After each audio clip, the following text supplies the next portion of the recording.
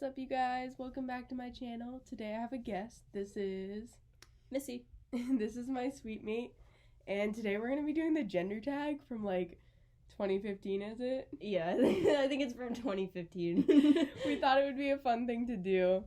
So, the questions are really interesting. I'm excited. I'm excited to share my experiences, and then we can compare, the differences between the two, which is really interesting because gender is wild. Gender is wild. All right.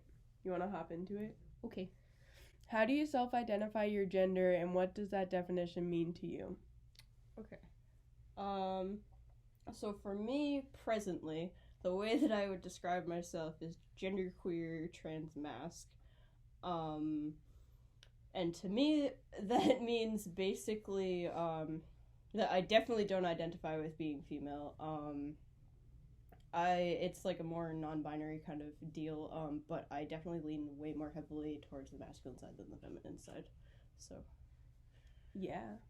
I identify in a pretty similar way. I identify as non-binary transmasc. So, I identified as non-binary about a year ago, and then I started leaning more towards the masc side of things, which is where transmasc comes in. So, same thing, I definitely don't identify with the female gender, but I don't exactly feel like a full-on man, but that might change. So I guess where I'm at with my gender is that it's kind of all over the place right now, and that's okay with me. There's room for change, I feel. A couple days ago, I woke up and was like, what if you're a trans guy? And I was like, whoa, where did this come from?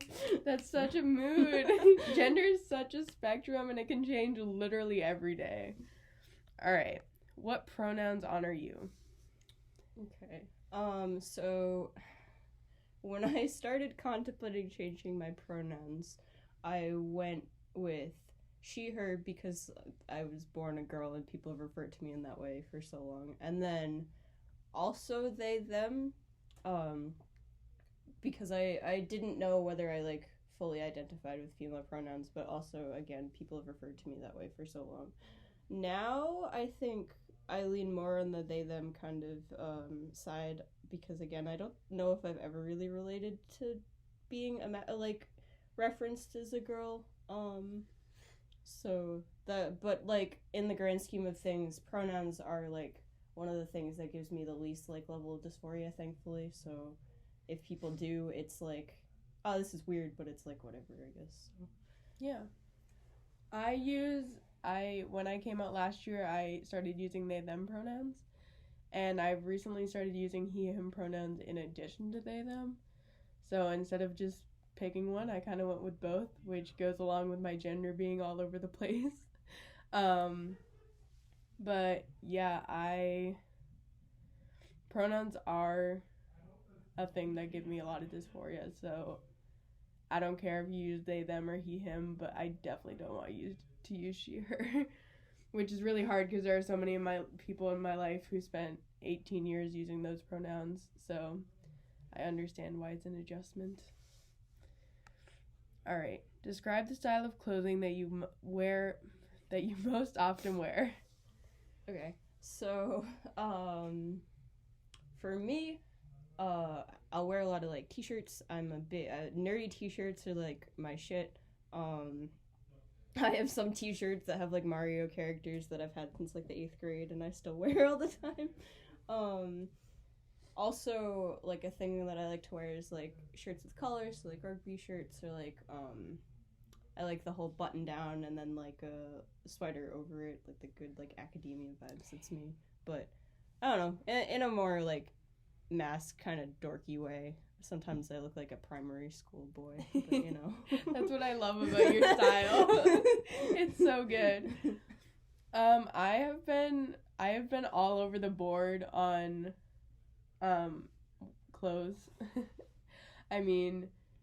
If you watched my last video, you could see that I wore a dress to prom and stuff, and I used to be a lot more femme dressing, which is so weird to look at now. But so then I went into an androgynous phase, some girls' clothes, some men's clothes, And now I'm just, like, mostly men's clothes and, like, button-downs and jeans and a lot of t-shirts. But yeah. Did you enjoy dressing femininely when you were? No. Or was it just a thing? Yeah. It was, that was me feeling like society had to see me this way. So I went to prom with my girlfriend, actually, and she wore a suit, and I always wished I was the one wearing the suit. Oh, that's really interesting. Yeah. I was thankful in my prom experience that I went with friends, first of all, and so I was the date to two of my, like, female friends, because two of our other friends were, like, a couple, but it wasn't awkward. And then, so I got to wear a suit, and they bought me, like, flowers, and it was, like, sweet. But I didn't tell my mother what I was wearing. I basically didn't go home the day of prom, because I'm pretty sure she was gonna kill me, so... But, I don't know. I have good pictures from it. I'm happy about it. That's fabulous. I wore my first suit to a concert we had the other night, and that was just the most affirming thing that's ever happened in my life. Well, yours looks good, too. Like, thank you. I was like, dang. All right. Talk about your choices with body hair. How do you style your hair? Okay. So I have... never, like, so in terms of, like, body hair, I have never shaved my legs, because I remember, like, being a kid, and, like, having, like, little wispy hairs that you just do because, like, your legs grow hair. That's a thing that bodies do. And I was like, oh, okay. And I remember, like, sitting, like, on the carpet and, like, looking at them and being like, oh, this is normal, because it was normal at the time. And so when I started getting older and people started shaving their legs, I was like, I don't know, I've always had hair like this, like, it doesn't bother me. And then there was this weird time in, like, early high school where, like, you'd be in gym class and, like, everyone else shaved their legs except you and then the boys, and then it was like, I felt a little self-conscious, but, like, I don't know, I never have, and I don't think that I ever will. I kind of don't mind it. And then when I, like, for, like, under my arms, like, I think I started doing it, and was like, this is fine, but then I stopped doing it, and I'm like, this is also fine, so I don't, yeah. Damn. Yeah. More power to you. When I was always on the swim team, so, like, even the guys shaved their legs. Oh, that's interesting, yeah. So, I mean, I guess all through high school, like, that was just kind of what you did. Except, like, in the off season, I would always be like, what if I just don't for a while? Yeah. And, like, see what happens. And then when I went to college, I, like, didn't live with my parents anymore. I kind of just started being like, well, I'm not going to shave my legs anymore, and I don't really care. Yeah. All right. Do you have facial hair? What do you choose to shave or choose not to shave? Oh, I guess that's more that question. Yeah. So I just went on T, and if I get facial hair, I can't decide if I'm going to keep it or not. I just, like, don't know if it's what I want. Yeah. But I'm definitely interested in the idea of having, like, a beard, like, maybe even, like, a neck beard like Jackson Bird. That might be the vibe. I don't know if I'm going to end up taking hormones or whatever. I haven't thought that far yet, but I think if I did, and I was presented with suddenly growing facial hair, I would shave it off, because I don't know, I kind of like the boy aesthetic that I have going. And I feel like having a beard doesn't really fit with that. Yeah. All right, talk about cosmetics. Do you choose to wear makeup? Do you paint your nails? What types of soaps and perfumes do you use, if any? Okay. I don't think I've never worn makeup except when I did dance when I was really little, because you have to. Yeah. But I've never done it of my own accord. I think, I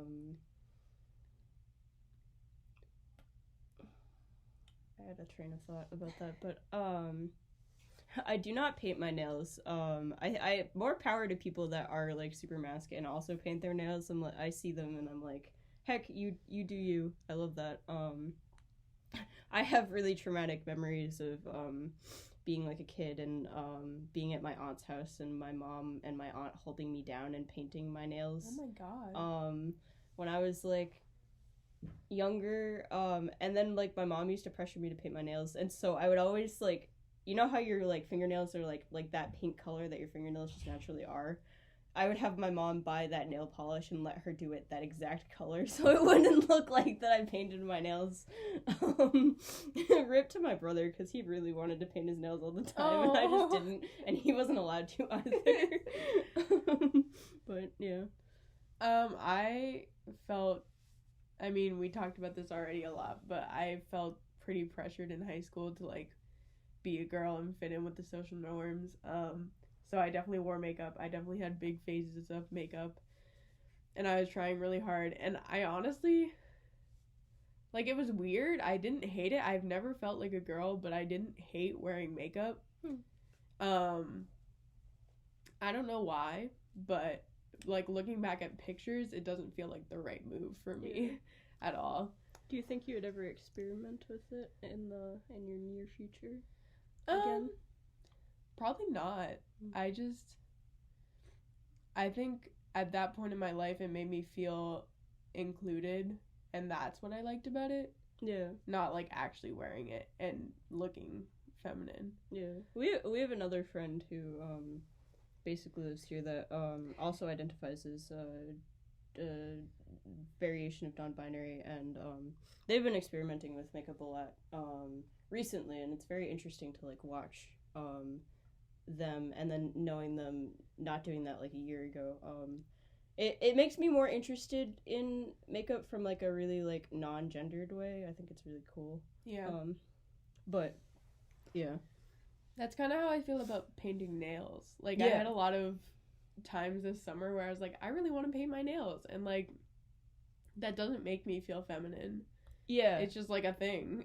Yeah. Maybe I'll revisit that within the context of a much safer space and also feeling way better about my identity than I did when I was doing it. Yes.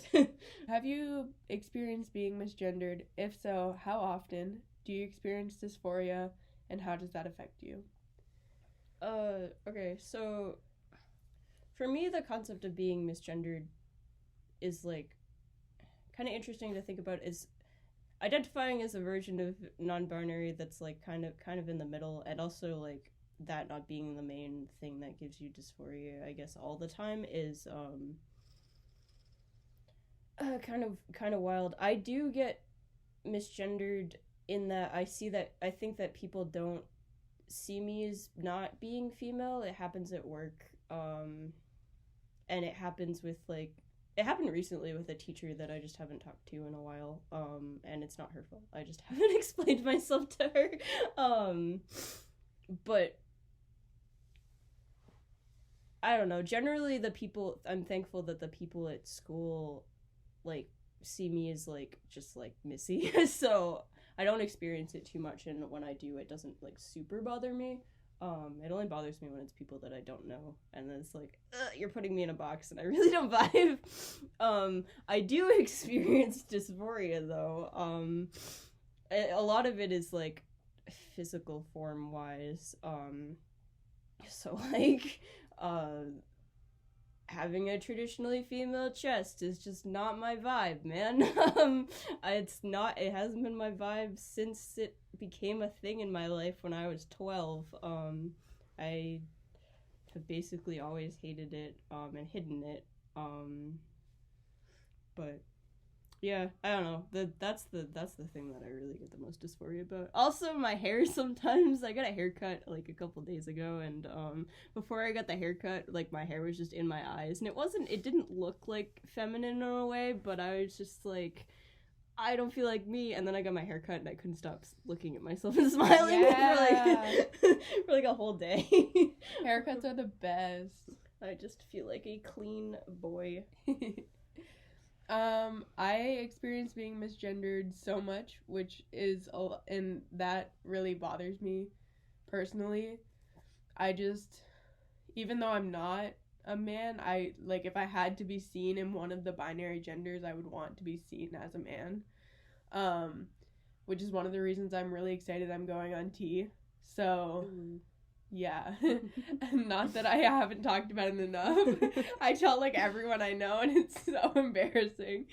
But anyways, So, I experienced dysphoria in, like, most ways. I feel the same way as Missy. Like, since I was, like, 12, I've hated my female chest, and, like... I have pictures or videos of me from when I was, like, in middle school, like, going through puberty that are just, and I can see how uncomfortable I am. And I just want to go in and be like, aw, like, it's gonna be okay. You're gonna figure it out in, like, 2 years. Facts. You're gonna figure out how to bind. Yeah, I know. Like, I wore, like, tight sports bras before I even knew what, like, binding was. Yeah. It was just like, this is what I have to do to get through. Yeah. All right. Question 8. Talk about children. Are you interested in having children? Would you want to carry a child if it were an option for you? Do you want to be the primary caretaker for children you may have? We've never talked about this, so I'm really excited to hear what you think. Yeah, that didn't occur to me, but yeah, we haven't talked about this. Okay. So I would like to have children. I feel like I am like a big kid. And so, like, I adore children. I think they're incredibly funny, and, like, I like goofing off with them, but I also like giving them guidance. That's why I want to be a teacher. Like, I love kids. I think they're so cool. Do I want to physically have children? No. Is that related to gender? Maybe a little bit, but a lot of it is actually because I have struggled with emetophobia, which is the fear of throwing up, for basically my entire life. And, like, even the concept of, like, maybe feeling ill, like, morning sickness-wise, even though I feel like not a lot of people actually deal with that, makes me so, like I can't do it, that I've never even for a second, even when I thought I was female, contemplated physically having children. To that. Do I want to be the primary caretaker? I don't know if I prescribe to that, like, idea of, like, a primary and secondary, like, caretaker to children. I also don't know, like, whether I will be with a partner in the future in a context that I would have children. So I guess in that case I would be the primary caretaker, but if I am not alone, I'd rather it be like a shared kind of deal. Hell yeah. I definitely want to have children. I feel the same way. They're just the best. Yeah. They're just so funny. Like, they just think the wildest things. I have wanted to adopt or foster for, like, as long as I can remember, though. No matter how I identified, I've never really been interested in actually giving birth, and I have always thought there are so many kids out there that just need help and need a good home, so why not be that person for them, you know? Big agree. Yeah. All right, talk about money. Is it important to you to provide for a family financially if you choose to have one? Is it important to you that you earn more than any partner you may have? Do you prefer to pay for things like dates? Are you uncomfortable when others pay for you or offer to pay for you? Okay. So I'd like to backpedal for 2 seconds and reiterate the fact that I want to be a teacher. So I think it's important to provide financially, but not be the primary provider, or else the life will be a little rough, unfortunately. I don't think it's important for me to earn more than any partner that I have. I think as long as both of the people, or like both of you, are making enough money that you guys can exist together in a way that is comfortable, I think that it doesn't really need to matter how much each person is contributing, because people have different, like, ideas of what they want to do as a career, and I think it's important to support what people want to do to make money, and not necessarily the money that they make. Do I prefer to pay for things like dates? Yeah. I like paying for people. I like doing, like, there's this, like, Tumblr post that I saw a couple weeks ago that was like, do you ever just like scheming for things, but they're just, like, aggressive good things? Like, which is just, like, for doing, like, really nice things for people that, like, they totally wouldn't expect, and be like, haha, you fell into my trap. But it's not a bad thing, it's just, like, a good thing. So like I never usually have any I like to pay for other people's things. I do sometimes get uncomfortable when others pay for me because I feel like I'm taking advantage of them, even though that might not be the case. But generally, if it's like at least with like people that are close to me, I have this thing where sometimes like I'll pay for someone like when we're out to lunch or whatever, and then like the expectation is just the next time maybe they do the same thing, and it like evens out in a way that like I don't feel like I have to always like Venmo like my friends from home when we go out to eat. It's just like, oh, I'll pay for your meal the next time we go or something. But heck yeah. I mean, okay, so I don't know what my future is gonna be for a occupation. I'm currently deciding if I want to switch majors, but either way, if I was a music teacher, probably not the most like, you're not going to be rich from being a music teacher.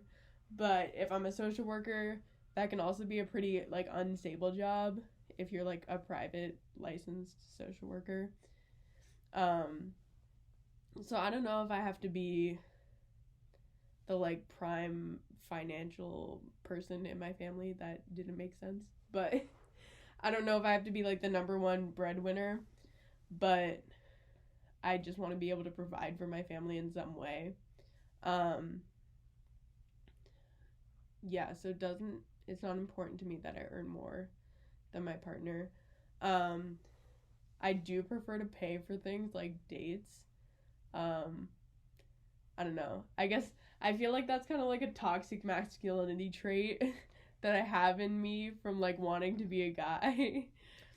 I don't know. It's hard to like unpack things like that like come from a place of internalized misogyny, also especially like if you grow up being like as a girl for so long and then suddenly you're like, this is not the vibe at all, and want to go like fiercely in the other direction. Yep. It's like I feel like it's hard to like make that sort of distinguishment, and sometimes you do fall victim to toxic masculinity, but it's like I feel like it's not trans people's faults that those things exist and affect them. And I think eventually it's maybe important to like pick it apart, but like I don't know, if you like paying for dates, it's like and the last one is, are you uncomfortable when others pay? Yes. I don't know. I don't even know why, but I'm that person who like argues when people are like, I'm gonna pay. And my friends are always like, Brady, you're supposed to say no once and then just accept it. Yeah. And so I'm working on that. I am. But it's so hard. Just do something nice in return later. Yeah. It's much easier to not argue it, I find. Just be like, alright, I'm gonna fiercely do something nice for you the next time. Okay, last question. Anything else you want to share about your experience with gender? Gender is really complex, and it's really hard to figure out. Because society, at least like when I was like growing up, maybe it's changed for the better now, but I don't know, it's hard to like question that kind of thing. I know that I struggled with a lot of like internalized transphobia when I was like 14 and like hated myself and couldn't figure out why. I was like, it can't be because I'm trans. I'm not allowed to be trans. Other people are allowed to be trans, but it can't be me. It's difficult, and then there's like a whole nother layer of like misogyny that you just have to deal with. That's part of being part of a general society these days. And like picking apart, like I couldn't wear the color pink when I was a kid because I was like, no, the pink is a girl's color, it's dumb. I have since unlearned that and kind of embraced the soft boy aesthetic, but it's like, it's just hard. And sometimes you just gotta give yourself time to, like, pick apart all the things in, like, a sequence, I guess. Yeah. Definitely give it time. And challenge gender. Like, don't let it just be what it's been for centuries. I don't know. Challenge it. Yeah. Look into new identities. Figure out, like, if you don't know someone's identity, go and research it. Like, don't just assume it's wrong. And, like, also, like, do you stuff, if you feel weird about your gender, like, do you stuff that makes you feel better even if you don't really know the big, like, reason why it makes you feel better? Because, like, I don't know. I've known since I was 14 and internally transphobic that I've wanted top surgery because I've never, like, identified with my, like, having a female chest. And, like, that hasn't changed even though, like, at the time I identified as female and was like, I can't be trans. And now I identify as a version of non-binary, and I may in the future ID as a trans guy. And then I may not. I've known I've always wanted top surgery, so I should get the top surgery. Just do things that make you happy, I guess, and don't always worry that you have to have a label for it all. Yeah. Alright, this was fun. Yeah, I had a really good time. This is like a really long video, and I don't want to cut any of it out because it's all really good. So, if you stuck through it, thank you. Thank you for listening to us ramble. I always like talking about trans things. Yeah, no, we could talk about transgender stuff all day. Like, gender is where it's at. But yeah, I love you guys. I will talk to you soon, and have a good day, have a good night, have a good morning. Just have the good.